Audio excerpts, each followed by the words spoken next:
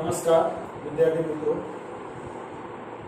આજે લેક્ચર 5 ની અંદર રાસાયણિક ગતિકી ની અંદર આપણે આજે ટોપિક જોવાનું છે પ્રક્રિયાની આણ્વિકતા, અને ત્યારબાદ આપણે જોવાનું છે કે અગાઉ આપણે જે ટોપિક જોયો પ્રક્રિયાક્રમ અને આણ્વિકતા, બરાબર, તો બંને વચ્ચેનો શું તફાવત છે એ વસ્તુ સમજવાની છે.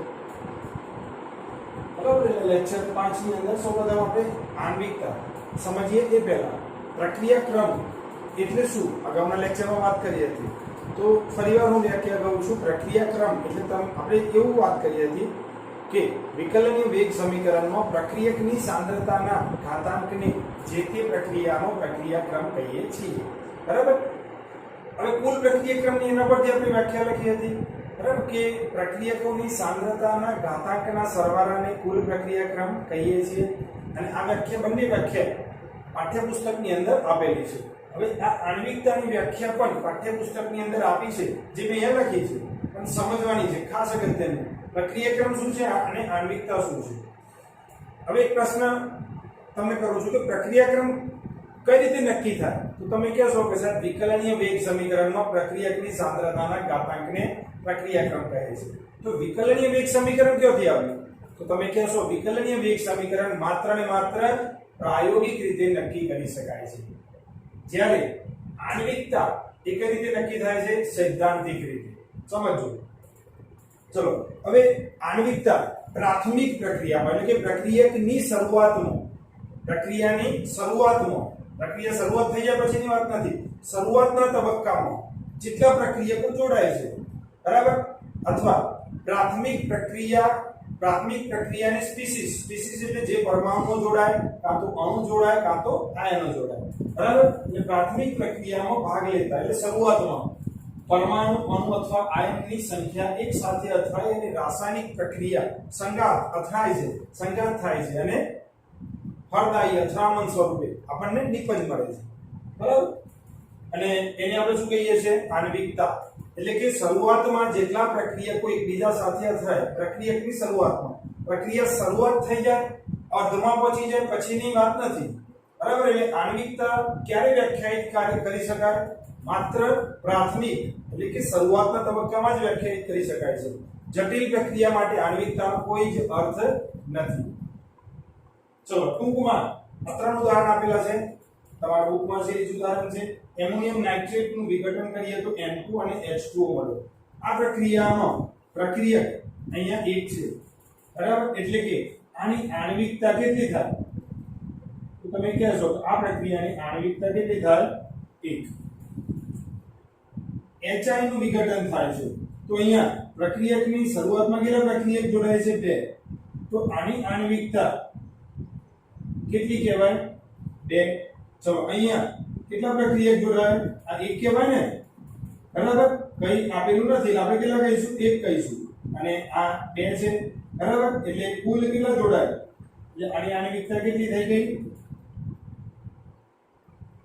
બરાબર. આમ આપણે કહીશું ભાઈ આ રીતે આપણે એની આણ્વિકતા નક્કી કરી શકાય છે, જે સૈદ્ધાંતિક સૂત્રો પરથી આપણે નક્કી કરીએ છીએ, નહીં કે પ્રાયોગિક રીતે, બરાબર. ચલો, એ જોઈ અને તમને એવું લાગે કે આ પ્રક્રિયાનો પ્રક્રિયાક્રમ 6 અને 3 9, બરાબર, પણ આ પ્રક્રિયાનો પ્રક્રિયાક્રમ કેટલો છે, માત્ર 2 છે. પ્રક્રિયાનો પ્રક્રિયાક્રમ કેટલો છે, 2. હવે બીજી એક વસ્તુ સમજો, આણ્વિકતા સૈદ્ધાંતિક રીતે નક્કી કરી શકાય છે. બીજું, આણ્વિકતાનું મૂલ્ય શૂન્ય કાં તો અપૂર્ણાંક હોય નહીં, પૂર્ણાંકમાં જ હોય, બરાબર. એટલે આપણે લખીશું કે આણ્વિકતાનું મૂલ્ય શૂન્ય કે અપૂર્ણાંક હોઈ શકે નહીં. એટલે માત્ર કેવા હોય, પૂર્ણાંક જ. ચલો, ત્યારબાદ ત્રીજી વસ્તુ આપણે વાત કરી કે આણ્વિકતા 1 હોય, 2 હોય, 3 હોય, 3 કરતા વધુ હોઈ શકે નહીં. બરાબર, એટલે આણ્વિકતાનું મૂલ્ય 3 કરતા વધુ હોય નહીં, કારણ કે એ પ્રક્રિયા શક્ય નથી અથવા ખૂબ જ ધીમી હોય છે. બરાબર, એટલે આપણે લખીશું 3 આણ્વિકતા 3 કરતા વધુ હોય નહીં.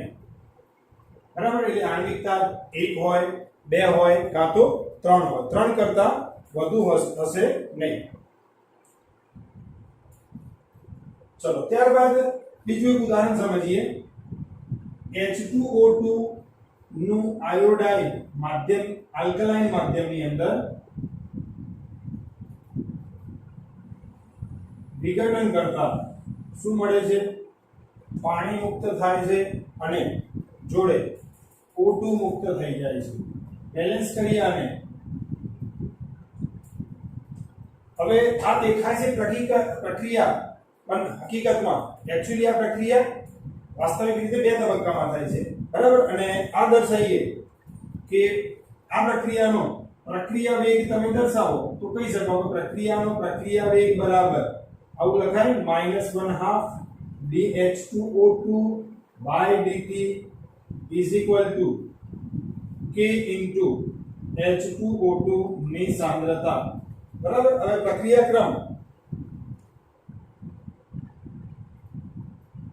બરાબર H2O2 ની સાંદ્રતા અને I બરાબર, એટલે કે આનો પ્રક્રિયાક્રમ કેટલો છે? 2 છે. પ્રક્રિયાનો પ્રક્રિયાક્રમ 2 છે. ચલો હવે પ્રક્રિયાનો પ્રક્રિયાક્રમ જો આપણે એક કરતા વધુ તબક્કામાં પ્રક્રિયા થતી હોય, હવે અહીંયા સમજાવે છે. બરાબર, આ મુદ્દો એક પ્રક્રિયાક્રમનો છે, આણ્વિકતાના જોડે લીધેલો છે. સમજો, એક કરતા વધુ તબક્કામાં પ્રક્રિયા થતી હોય ત્યારે એનો ધીમો તબક્કો વેગ નિર્ણાયક તબક્કો બને છે. એટલે કે આ 2 તબક્કામાં થતી પ્રક્રિયા હું અહીંયા લખું છું કે પહેલા તબક્કામાં તબક્કો 1, બરાબર, એમાં શું થાય છે? H2O2 I gives બરાબર IO plus H2O. ચલો હવે આ વધુ H2O2 સાથે બરાબર આનું વધુ H2O2 સાથે પ્રક્રિયા થાય અને આને કહીશું તબક્કો 2. બરાબર, ફરી પાછો પાણીનો અણુ મળે છે. બરાબર, પાણી મળે છે, O2 મુક્ત થાય છે અને માઈનસ મુક્ત થાય છે. બરાબર, આ બંને વચ્ચે પ્રક્રિયા થઈ અહીંયા અને અહીંયા O2. ચલો આ પ્રક્રિયા કેવી પ્રક્રિયા છે? ધીમો તબક્કો છે અને આ તબક્કો કેવો છે? ઝડપી. હવે તમે જુઓ અહીંયા તો સમગ્ર પ્રક્રિયા બંનેનો તમે કરશો તો સમગ્ર પ્રક્રિયામાં બરાબર આ IO માઈનસ ઉત્પન્ન થયા વપરાઈ ગયા I માઈનસ બરાબર, અને ટૂંકમાં બાકી શું બચશે? 2H2O આ તરફ અને O2 આ તરફ 2H2O2. સમજણ પડે? એટલે કે જો પ્રક્રિયા એક કરતા વધુ તબક્કામાં થતી હોય તો આ ધીમો તબક્કો એ એનો વેગ નિર્ણાયક તબક્કો છે. એટલે કે પ્રક્રિયાનો આખી પ્રક્રિયા હવે જુઓ, દાખલા તરીકે બરાબર એક આખી ટીમની હરીફાઈ રાખી હોય તો બરાબર જે સૌથી ધીમો છે એના આધારે આખી ટીમની હરીફાઈને એ ટીમનો આખો વેગ નક્કી થતો હોય છે. બરાબર, કારણ કે જે ઝડપી છે તો આગળ જવાના જ છે. એમ અહીંયા એક કરતા આ પ્રક્રિયા તો ઝડપી છે એટલે આખી પ્રક્રિયાનો રેટ ગણવો હોય તો આ પ્રક્રિયાના રેટના આધારે તમે નક્કી કરી શકો. એટલે ધીમો તબક્કો કેવો છે? વેગ નિર્ણાયક તબક્કો છે. બરાબર, આટલી વસ્તુ જરા તમે નોટ કરો. બરાબર, તમને પૂઝ કરી અને નોટ કરવાની છે. ચલો આટલી નોટ થઈ ગઈ છે તમારે. હવે બીજો મુદ્દો સમજાવો છે મારે તમને. પ્રક્રિયાક્રમ અને વર્સિસ આણ્વિકતા. હવે તમને બરાબર પ્રશ્ન પૂછવો હોય તો અલગ આણ્વિકતાની લાક્ષણિકતા સમજાવો બરાબર તો તમારે આણ્વિકતા એટલે શું તો તમે કહેશો આણ્વિકતા પ્રાથમિક પ્રક્રિયા પ્રાથમિક સ્પીસીસ માટે જ વ્યાખ્યાયિત કરી શકાય જટિલ પ્રક્રિયા માટે આણ્વિકતાનો કોઈ જ અર્થ નથી આણ્વિકતા 1 2 કે 3 હોઈ શકે બરાબર એ 3 કરતા વધુ હોય નહીં આણ્વિકતાનું મૂલ્ય શૂન્ય પણ નથી અને અપૂર્ણાંક સંખ્યા પણ નથી આણ્વિકતા માત્ર સૈદ્ધાંતિક રીતે જ નક્કી કરી શકાય છે બરાબર તો આણ્વિકતા એના અગાઉ આપણે પ્રક્રિયાક્રમ વિશે વાત કરી હતી બંને વચ્ચેનો સહેજ આપણે ડિફરન્સ સમજવાનો છે બરાબર તો આપણે લખું છું કે પ્રક્રિયાક્રમ એ પ્રાયોગિક રીતે નક્કી કરી શકાય અને પ્રયોગના આધારે જ્યારે આણ્વિકતા સૈદ્ધાંતિક રીતે નક્કી થાય છે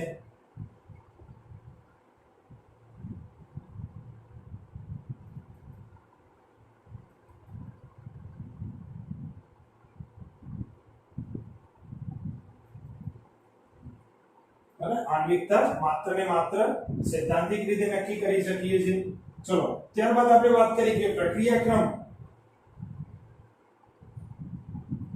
શૂન્ય તથા અપૂર્ણાંક હોઈ શકે બરાબર આપણે વાત કરી હતી જ્યારે આણ્વિકતા એ શૂન્ય કે અપૂર્ણાંક ના હોય આ કેવા હોય માત્ર પૂર્ણાંક સંખ્યા જ હોય બરાબર પ્રક્રિયાક્રમ આણ્વિકતા માત્ર 3 1 2 કે 3 જ હતી 3 કરતા વધુ આણ્વિકતા ધરાવતી પ્રક્રિયાઓ મુશ્કેલ છે બરાબર જ્યારે પ્રક્રિયાક્રમનું મૂલ્ય એવું નહીં કે 3 10 ક્રમની પણ પ્રક્રિયા હોય બરાબર એટલે આપણે લખીશું પ્રક્રિયાક્રમ 3 થી વધુ હોઈ શકે એટલે લખીશું કે આણ્વિકતા 3 થી વધુ હોઈ શકે નહીં આણ્વિકતા 3 થી વધુ હોઈ શકે નહીં ચલો ત્યારબાદ જટિલ પ્રક્રિયામાં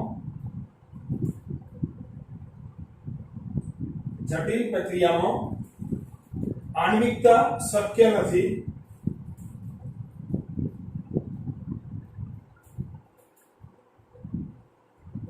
જટિલ પ્રક્રિયામાં આણ્વિકતા શક્ય નથી બરાબર એટલે કે આણ્વિકતા માત્ર પ્રાથમિક પ્રક્રિયાને જ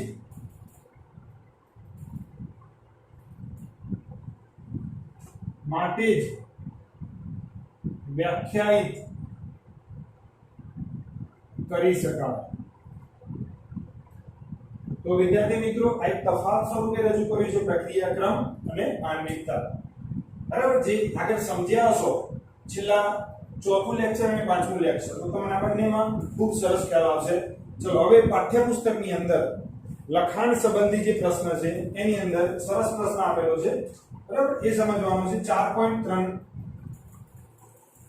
પ્રક્રિયા a + b gives નિપજ માટે વેગ નિયમ તમને આપ્યો છે r બરાબર k * a ની સાંદ્રતાનો સ્મોલ 1/2 b ની સાંદ્રતાનો 2 ઘાત તો પ્રક્રિયાનો ક્રમ કેટલો હોય તો તમે સરળ રીતે કહી શકો કુલ પ્રક્રિયા ક્રમ કેટલો થાય બોલો પ્રક્રિયકની સાંદ્રતાના ઘાતાંકના સરવાળા જેટલો 1/2 + 2 એટલે તમે કહી શકો કેટલું થયું 5/2 એટલે 2.5 કહેવાય ને 2 ને અડધો એટલે અઢી પણ કહી શકાય સીધે સીધું બરાબર ચલો એક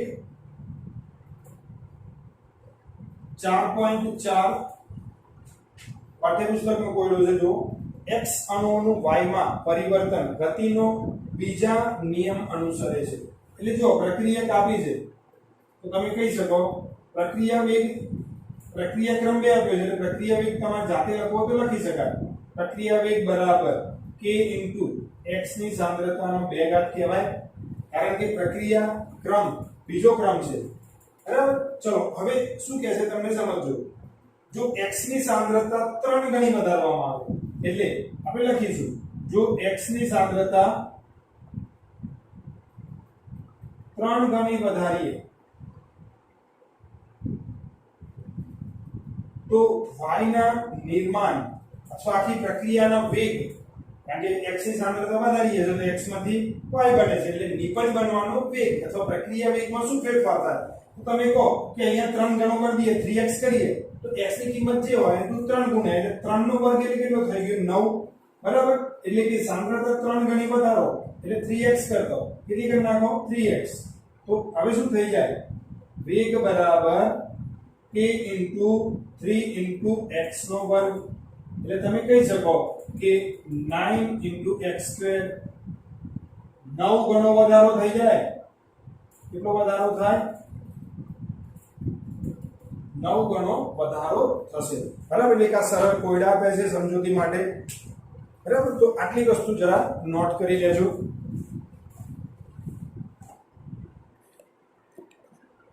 ચલો નોટ થઈ ગઈ હશે તમારે આટલી વસ્તુ. હવે બરાબર ફરી વાર કે આ લેક્ચરની અંદર આપણે આણ્વિકતા વિશે શીખ્યા. તો ફરી વાર આણ્વિકતા એ કેવું છે? સૈદ્ધાંતિક વસ્તુ છે. એટલે કે તમને પ્રક્રિયા અને રાસાયણિક સમીકરણ પરથી બરાબર તમે આણ્વિકતા નક્કી કરી શકો. આણ્વિકતાનું મૂલ્ય 1, 2 કે 3 કરતા વધુ આણ્વિકતા ધરાવતી પ્રક્રિયા શક્ય નથી અથવા ખૂબ ધીમી હોય છે. અને બરાબર આણ્વિકતાને પ્રારંભિક પ્રક્રિયા માટે જ વ્યાખ્યાયિત કરી શકાય છે. જટિલ પ્રક્રિયા માટે આણ્વિકતાનો કોઈ જ અર્થ નથી. આના પછી સંકલિત વેગ સમીકરણ છે વિદ્યાર્થી મિત્રો. તો સંકલિત વેગ સમીકરણ બરાબર આના પછી આપણે સમજવાનું છે.